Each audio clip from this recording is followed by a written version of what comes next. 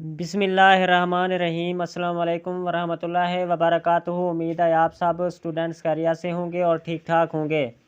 Dear students, जैसे जैसे आपके पेपर नज़दीक आते जाएंगे मैं आप तमाम स्टूडेंट्स को इसी ही channel specific English grammar by शहद पर वीडियोस अपलोड करके दूंगा और आपकी प्रिपरेशन कराऊंगा।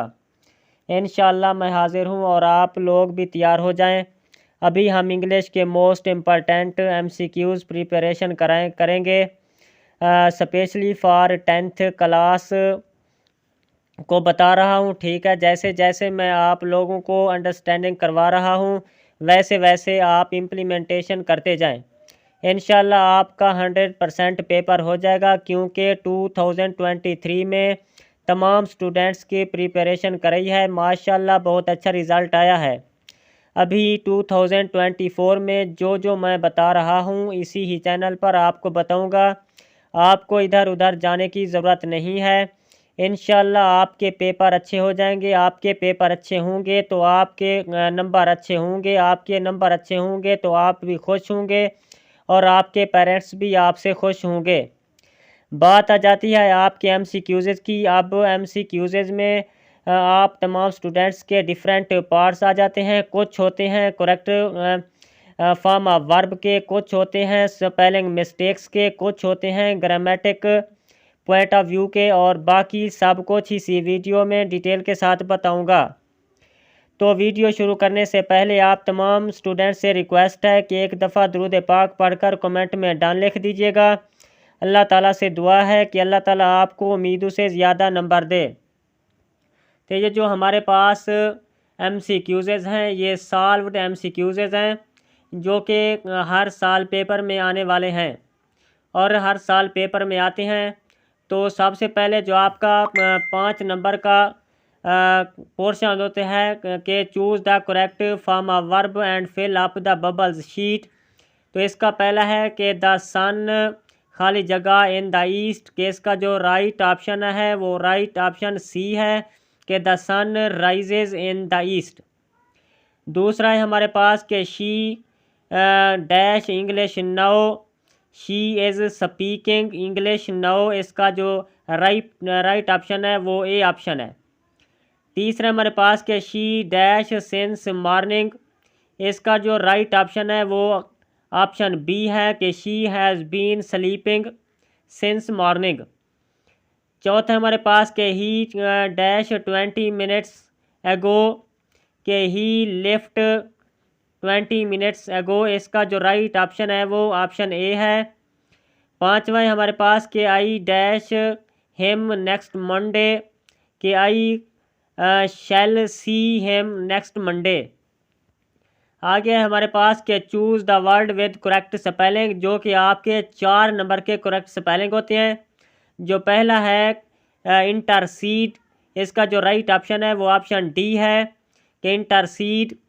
दूसरा है हमारे पास करेक्ट स्पेलिंग के सिंबलाइज, इसका ऑप्शन सी ठीक है।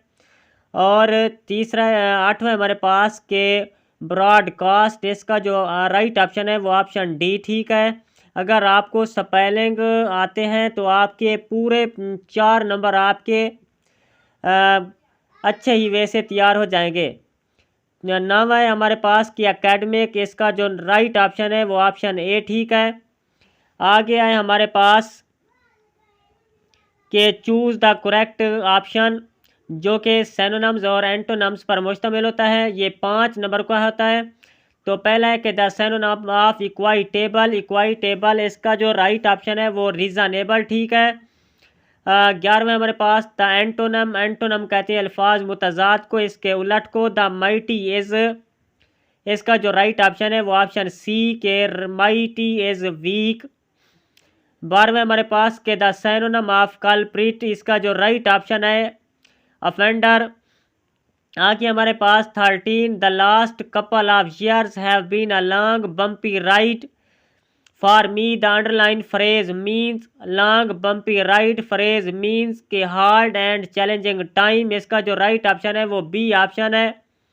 आगे हमारे पास 14 the synonym of current, the right option is C up to date.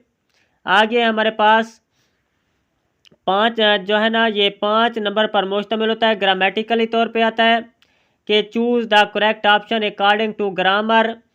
The 15 है they recommended him for his justice and truthfulness. The underline word is abstract noun.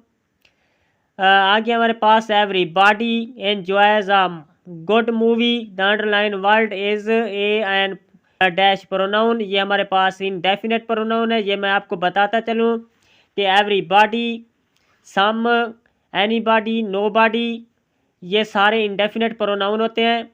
आगे हमारे पास 17 है कि we postponed having the picnic. The underline word is A R N. ये हमारे पास having जो है ना ये जेरंड है। इसका राइट ऑप्शन ए ठीक है। आगे हमारे पास 18 है कि I am going on holiday tomorrow. What tense is it के ये फ़िक्रा जो है ना ये किस टेंस से लिया गया है, तो ये है हमारे पास के प्रेजेंट कंटिन्यूअस टेंस से लिया गया है। इसका राइट ऑप्शन सी है। आगे हमारे पास the man complained that there was no bread. The underline part of the sentence is, ये हमारे पास द मैन कंप्लेंट जो है ना ये इंडिपेंडेंट क्लॉज है। आगे हमारे पास के choose the correct form of verb. दूसरा हमारे पास पेपर जो कि एनुअल पेपर है, रिपीटेड है कि I dash this motorcycle only a month ago. कि I bought this motorcycle only a month ago. इसका राइट ऑप्शन सी ठीक है। आगे हमारे पास she will have finished her work before the guest. ये हमारे पास के अराइव्स, इसका राइट ऑप्शन सी ठीक है। आगे तीसरा है हमारे पास कि I dash a glass of milk in the morning. Option D कि I had a glass of milk in the morning. Option A ठीक है। आगे हमारे पास चौथे नंबर पे कि she dash her lesson in the evening. कि शी के साथ जो इस्तेमाल होता है वो होता है डज नॉट टेक। यहाँ पर मिस्टेक है, शी के साथ जो है ना वो डज नॉट होता है। आगे हमारे पास कि I already dash 3 cups of coffee. कि I already have taken 3 cups of coffee. आगे हमारे पास के choose the word with correct spellings. के हमारे पास जो राइट ऑप्शन है एस्पिरेशंस, ऑप्शन ए ठीक है। सातवें हमारे पास के डेस्टिट्यूट, ये हमारे पास ऑप्शन ए ठीक है। और आठवां करेक्ट स्पेलिंग हमारे पास के डिस्टिंक्ट, ये हमारे पास ऑप्शन बी ठीक है।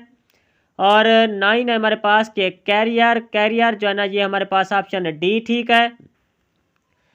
और choose the correct meanings of the word and fill up the bubbles.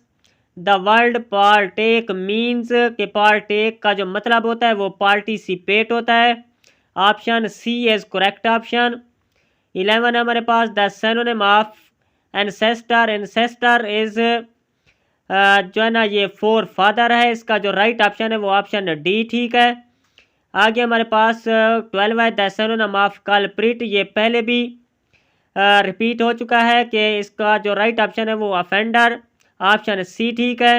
आगे हमारे पास the antonym of abandon is, इसका जो मुतजाद है ये एक्सेप्ट ठीक है, ऑप्शन ए। आगे हमारे पास 14 है कि प्रोक्लेम मीन्स, ये भी रिपीटेड है कि प्रोक्लेम का मतलब होता है अनाउंस करना, ऑप्शन ए ठीक है। आगे हमारे पास के choose the correct option in according to grammar. The decision of the जज is find. The underline word is find is noun, ये पार्ट्स ऑफ स्पीच के लिहाज से ये नाउन है।